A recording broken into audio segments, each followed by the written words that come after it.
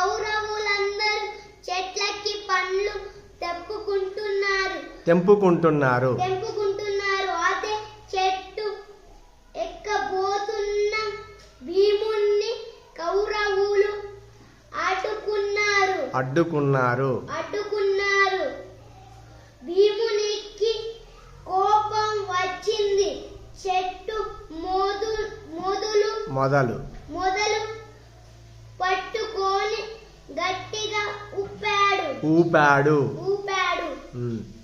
చెట్టు మీద ఉన్న కౌరవులంతా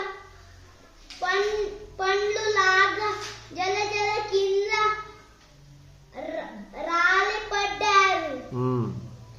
వాళ్ళు భీముని బలాన్ని ఆశ్చర్యపోయారు.